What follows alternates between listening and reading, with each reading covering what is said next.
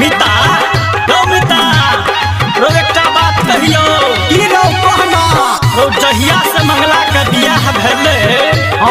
छौरा हरदम कन्या में सटले रहे छै रो दोस्त तोरो यहाँ हाल है तो अच्छा से केना रो आना बैठ बताबै छियो ठीके छै कोही गेलै बात एगो संत आय है संत रे सुन संत रे कोही गेलै बात एगो संत आय है संत एगो संत बहु बिना केकरो नहीं पंत रे बहु बिना केकरो नहीं पंत हां बहु बिना केकरो नहीं पंत रात के समान रोज कंत आहा कंत रे सुन कंत बहु बिना केकरो नहीं पंत रे बहु बिना केकरो नहीं पंत हां बहु बिना केकरो नहीं पंत बुझली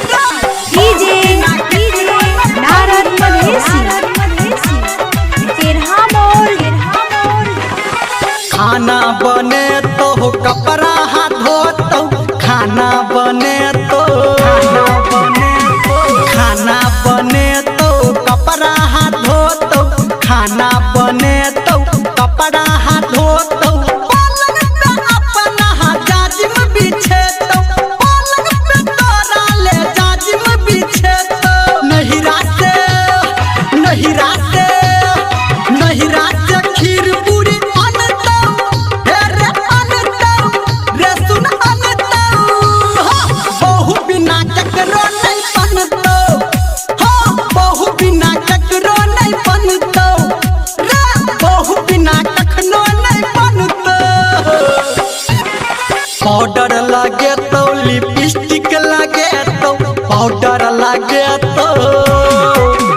रे पाउडर लगे तो लिपस्टिक लगे तो पाउडर लगे तो लिपस्टिक लगे तो जाबे न खेबे तू ओहो नहीं खेतो जब तक न खेबे तू ओहो नहीं खेतो धर्मेंद्र निर्मलिया धर्मेंद्र कहो आगा फन दो फेर फन दो रे सुन फन दो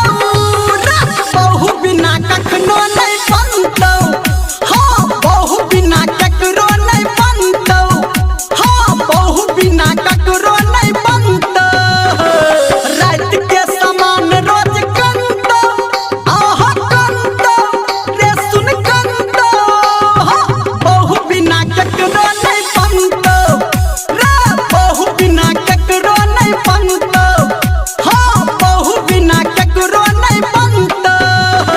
बुझली रे मिता जिला धानसा